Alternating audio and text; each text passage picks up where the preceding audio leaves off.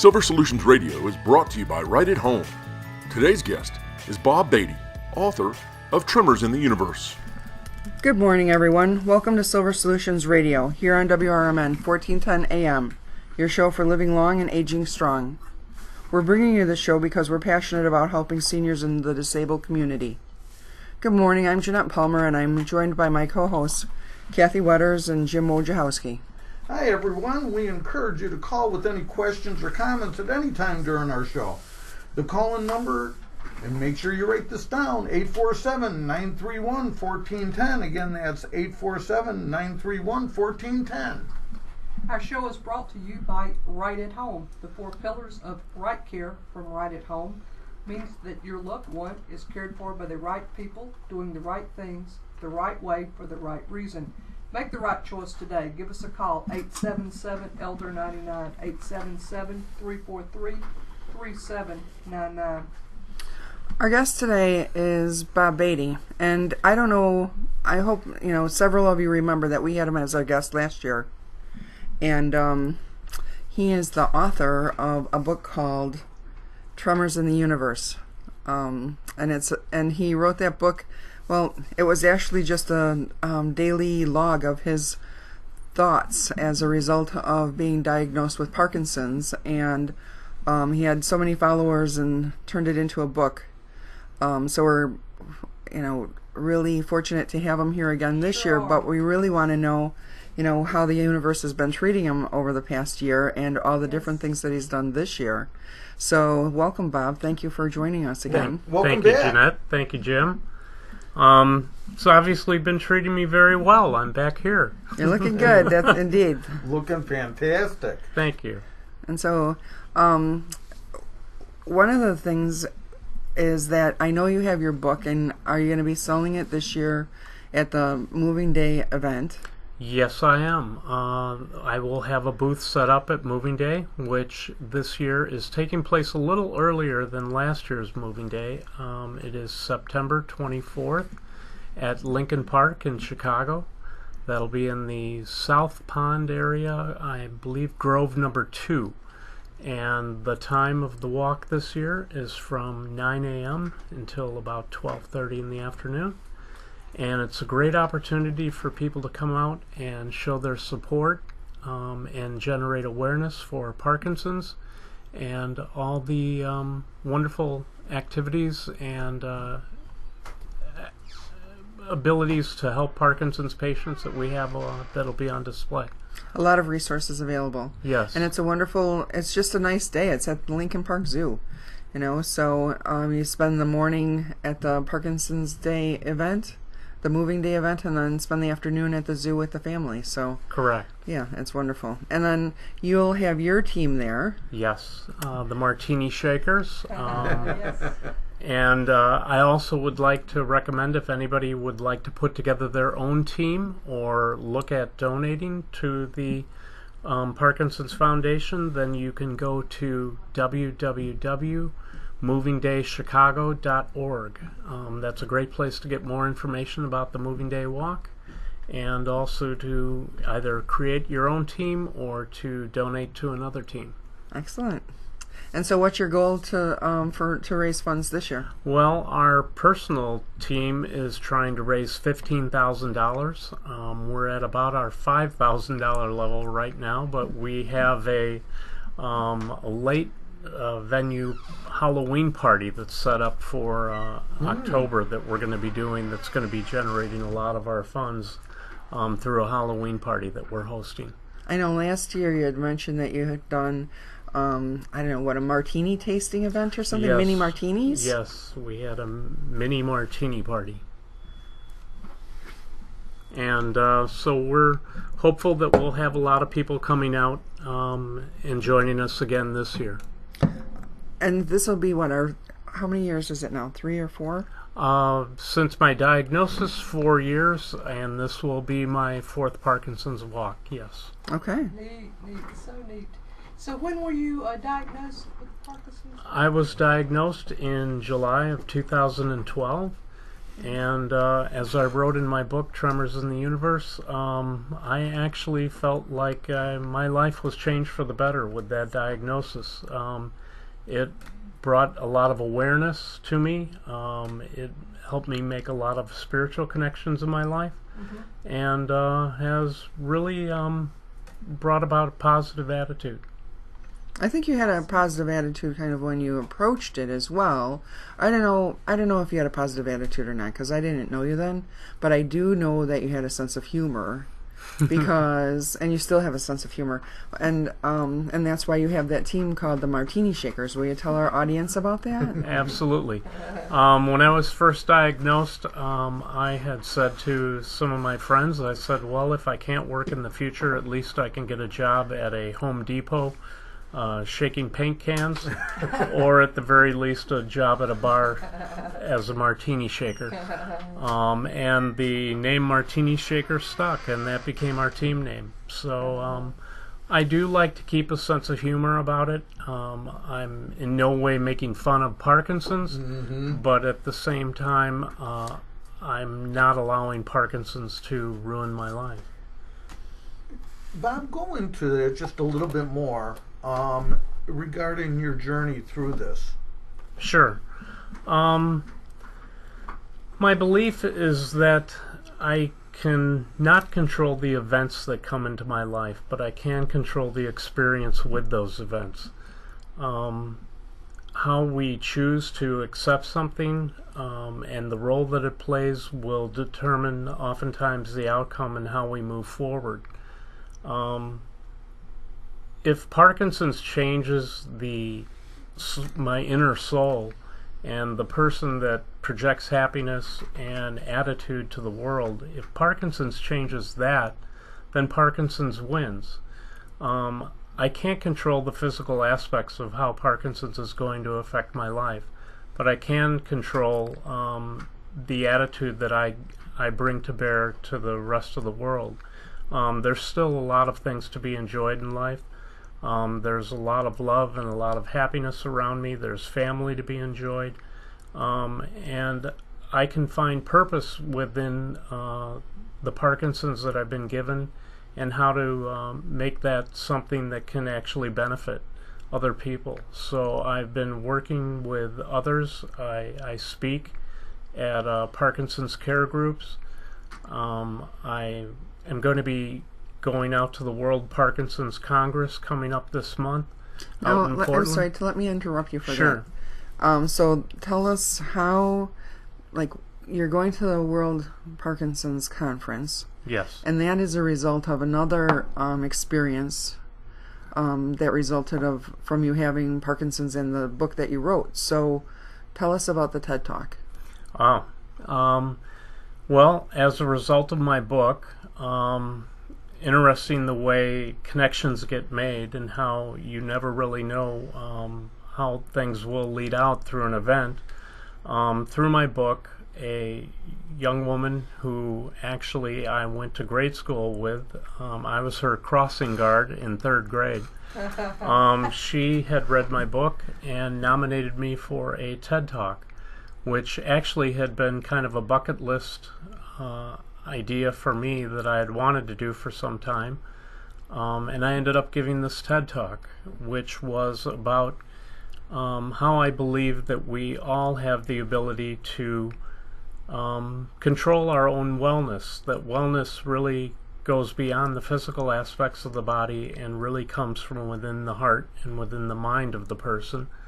And I wanted to give a talk on my belief that we all have the ability to heal ourselves. It may not be necessarily in the physical sense, but we can heal ourselves from within. That talk then caught the recognition of the World Parkinson's Conference, and they invited me out to be a guest there to be on a speaking panel to talk about the book and to talk about my approach. Excellent. Yeah. Now, I wish I could come and see him, but it's not going to happen. So I'm sure that they're going to videotape it, so we'll be able to watch it. I would hope so. Yeah. Yeah, I'm very much looking forward to that.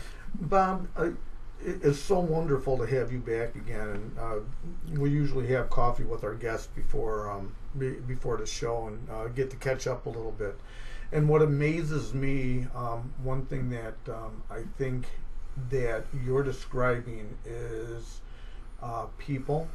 They have choices when they're diagnosed with a life-threatening or a life-changing diagnosis, and that they have a choice to either be stuck in that place or make a choice to go someplace else. Can you cover that just a little bit more of your experience in that? The key word that you bring up there is choice, and that's something I strongly believe. Attitude and how we choose to move forward, regardless with what challenge we're presented with, is within your own control.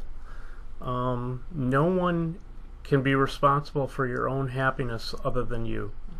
Other people can try and influence your life and try and help you, but ultimately how you move forward and how you choose to move forward is up to you. I have a motto of just simply choosing to be happy. Smiling doesn't take much effort on my part. It's something I enjoy doing. It's something it looks that good can on you, be- I have to say. Thank Yeah, you. he's one of those that smiles the whole face lights up, right? Yeah. It's something I like to promote, and if you smile at somebody, odds are pretty good that they will smile back.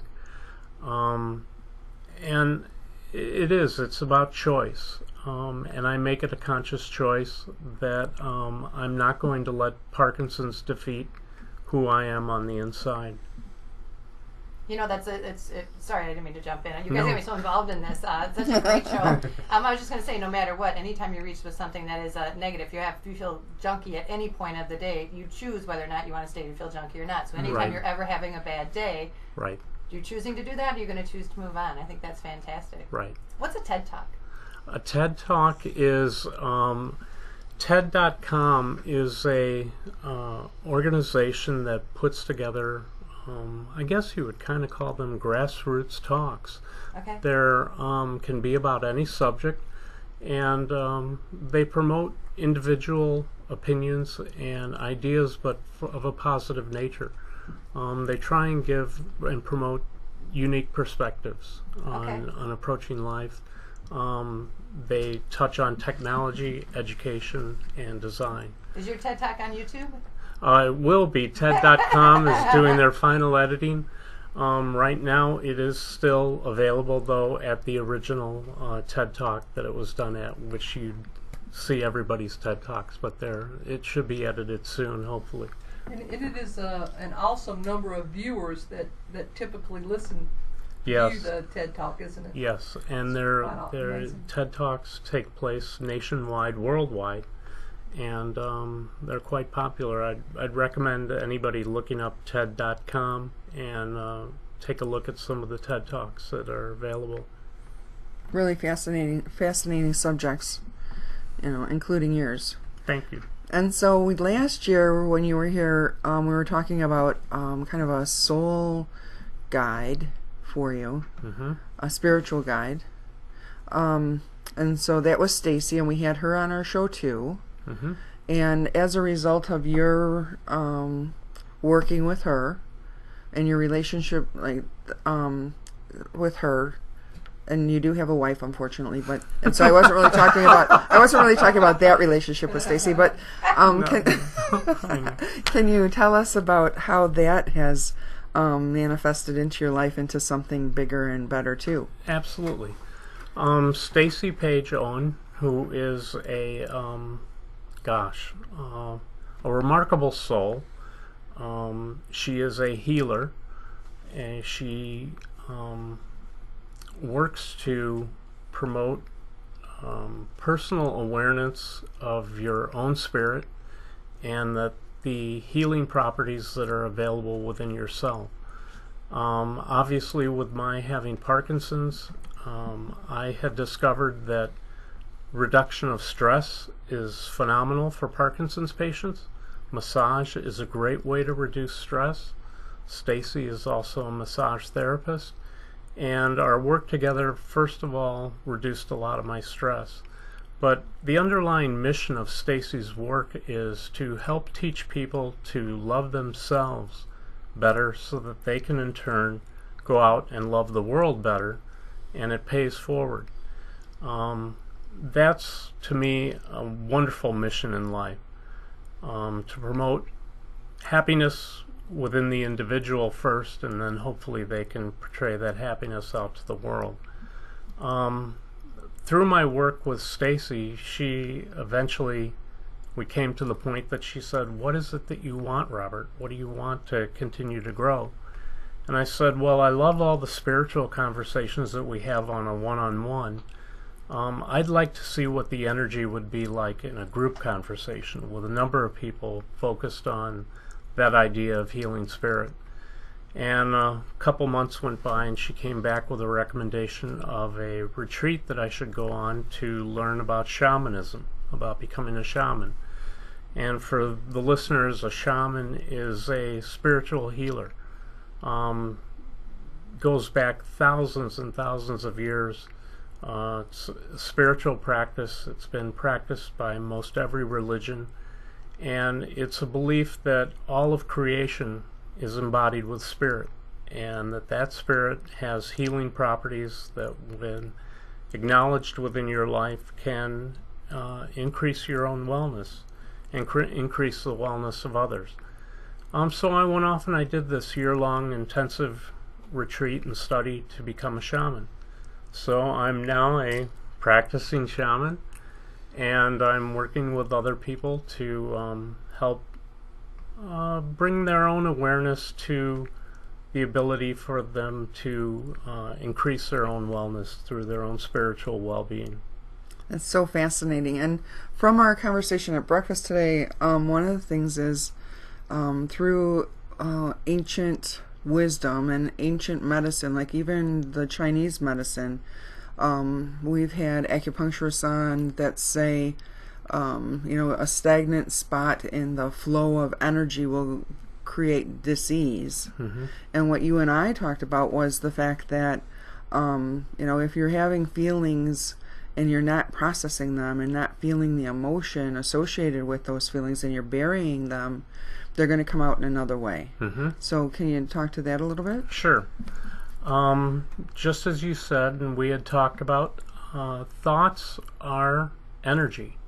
And when our thoughts become emotions, emotions are energy in motion. So emotions can come out as tears, they can come out as anger, they can come out in a variety of ways, but they are energy that's actually shifting within your body. You're acknowledging that energy and you're moving it. When our thoughts become energy and we do not move them, we bury them. We look to put them away and say, I'm just not going to deal with that. I don't want to think about that. It brings up bad feelings. I'm just going to bury that down inside. That energy takes root, and it takes root within the body. And the shamanic belief, or shamanism, believes that all illness starts at the spiritual level. That a wellness or a lack of wellness that exists inside the soul often will manifest itself in the physical, in our humanistic lives. So shamanic healing is about recognizing those shadows, recognizing that energy that we have put away and not dealt with, and allowing that to come to our awareness and to face those shadows and to face that energy and to move it. So quite often a shamanic healing can bring about tears. It can bring about anger. But by addressing that and facing that and starting to move that energy again and having that emotion, what happens is you free up all that negative energy and all that stagnant, heavy energy within the body, and you actually make room for more positive energy to take its place. So by bringing into our awareness our own shadows and facing those and being willing to move them out, you can actually increase your wellness and you can increase a positive state. And so that's kind of how you got started with Stacy, was that you were trying to determine how to feel better, because life wasn't perfect when you got that diagnosis. Right. And even though you chose to deal with it with a positive attitude, you knew that everything wasn't quite right, and so you had Stacy help you with us on a spiritual level. And that also helped awaken even my own acknowledgement of there being purpose in everything that happens in life. By embracing Parkinson's as happening with a purpose in my life, it gave me a new direction for being able to move forward with it. Suddenly my role, or Parkinson's role, became one of being able to help educate other people that regardless of what their challenge is, whether it's Parkinson's, whether it's cancer, whether it's something else, that how you choose to face it can change your life. Bob, you gave us a great example of that this morning. Now, you have Parkinson's, but you just don't work with Parkinson's people. No. And you told a story this morning of a lady that had cancer. Can you share that with our audience? Sure. Yeah. I had a client come in who had cancer, and my first question to her was, "How are you doing?" And her answer was, "Well, I don't know whether I have 3 years or 10 years to live." And my answer was, "I don't know whether I do either." And but my second question was, "What is the quality of your life that you're living right now?" And she said, "Well, my husband just sold our house and has bought us an RV, and we are driving around the United States, seeing the United States." And I said, "Oh, that sounds lovely. Are you enjoying that?" And her answer was, "If I get pointed out another beautiful tree, I think I'm going to want to shoot myself." And I said, "Oh, well, then you obviously are not happy driving around in an RV." And she said, "No, that's my husband's dream." And I said, "What would make you happy?" And she said, "What would really make me happy would be to work with other cancer patients." She said, "I'm an exercise therapist and I know the benefits that can bring to cancer patients, and I would like to work with cancer patients." And I said, "Would that make you happy in life?" She said, "Beyond measure." And I said, "Then you should tell your husband that, because for all you know, your husband may be thinking he's giving you the gift of the world right now. And in essence, if he finds out that you're truly unhappy, he may be more than happy to let you do what you want to do." And she went off and made a change in her life, and they are no longer doing that, and she's going back to working with cancer patients. And ultimately, I think that will give her the wellness that she wants to achieve. And that, if we can find that state of wellness, even at the point that we're dying, then that to me is the goal for how to live out our life. No matter what your challenge, you still can enjoy the quality of your life. I think that's fantastic. Another message that I keep on hearing you talk about is something I believe in very deeply, and that is you have a purpose. And can you help our audience understand that a little bit more? That it becomes like this lady. She had a purpose that was sent to her, or that she was gifted with, that she needed to share, and she is just learning that was it. The term I like to use a lot is what makes your soul sing. It's find your bliss. It's find what makes the inside of your heart glow. If that resonates to you, if you know there's something that brings you true happiness, then that is what you should go for in life, because ultimately you are the only one responsible for your own happiness, and you have to make that choice for yourself.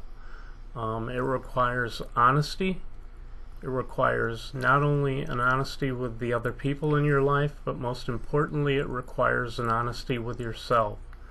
We oftentimes think we have to deny our own happiness to make other people happy. But ultimately, I don't think that achieves the happiness for everybody that is wanted. Because someone is going without. And so I say honor the voice inside you, in your heart, and do what makes your heart sing. That is that's music to the ears there. Yeah. It's such a strong message, as simple as it is. You know, we forget that in everyday life. Mm-hmm. And gosh, that's got me all choked up. I was going to see. I can watch you guys, and I'm feeling it too. I was just going to mention though, it's interesting when you talk about that, and you talk about everybody's physical energy, and sad to say, a lot of times we have to be faced with something such as a big change, such as a diagnosis, or such as a loss of somebody, that we finally tap into that. You know, I think the common story we're getting here is that everybody's got that within them. Right. You know, Absolutely. if everybody would just recognize that it's deep down, even if it's just on a tough day, you realize that it's there and address it. It's a good friend to be able to pull out of a drawer, right? Absolutely. And Bob was saying he was recently in Wyoming and at the top of a mountain. And that's exactly what he was feeling, was like, why did he have to go to the top of that mountain to recognize that? Right. Because it's with us every day, if we would just recognize it. Mm-hmm. So, you know, I can't even believe that it's this time already. We're not having a trivia question today, but will you tell the audience how to get a hold of you? And again, if you'll share the information about the moving day, because you did that so eloquently as well. Absolutely. Moving Day, to get more information about Moving Day, please go to www.movingdaychicago.org. If you would like information on my book, that's at www.tremorsintheuniverse.com. And gosh, other than that, and my new shamanic business Yeah. is myshaman.co. So will you spell it? myshaman.co. And the date for the World Parkinson's Conference? World Parkinson's Conference will be September 20th through the 23rd. And then I take a red-eye flight home to get home at 5 o'clock in the morning for Moving Day, September 24th at 9 a.m. So that's going to be a fun morning. Because you chose that. Yes, I did. Yes, you did. And if you'll all come out and to Moving Day, you'll have the opportunity to meet Bob and his team, the Martini Shakers. And I don't think you can have alcoholic beverages there at the park, but No. you know. We can visualize. There we go. So Moving Day is going to be held again at Lincoln Park, South Pond. very And good. that'll be from 9 o'clock in the morning till 12:30 in the afternoon. We're hoping all of our listeners will be there to help support the Parkinson's Foundation, and hoping to see everybody there. Can I ask one last question, Yes. if you don't mind? Can you, if somebody wants to find out more information, I think bringing you here was the Parkinson's to start with, other than your great nature. Where can people find more information about learning about Parkinson's, the diagnosis of Parkinson's, how to help raise money for Parkinson's, research? Definitely. I know they just went through a new combination of forces, but the National Parkinson's Foundation is a great place to start. I would definitely recommend they have support lines and helplines, as well as information for helping out in terms of fundraising. Very good, Bob. Thank It you. is always a pleasure to have you here. An Thank you. inspiration, really. So, Thank You are so we'll truly look an forward to having you on the inspiration. show again next year, Bob. Then would we'd like that. also, then we'd also like to welcome Leah as our producer. Leah, thank you. I'm just in awe. I'm blessed actually to be here, and I agree with that. Pay it forward and just share some of that beauty. It sounds like you're the right guy for the gig. Thank you. Thanks, guys. Thank you. Being a caregiver is more than a job. A caregiver is a companion, a friend, and a confidant. Are you interested in becoming part of a hardworking caregiving team? Then apply today at rightathome.net. We're looking for the best CNAs, HHAs, and homemakers. Caregivers, please call. Join our team. Only the best will do. Work for a company that cares about you. Don't touch that dial. Stay tuned for the radio shopping show right here on WRMN 1410. I knew I liked him for a reason.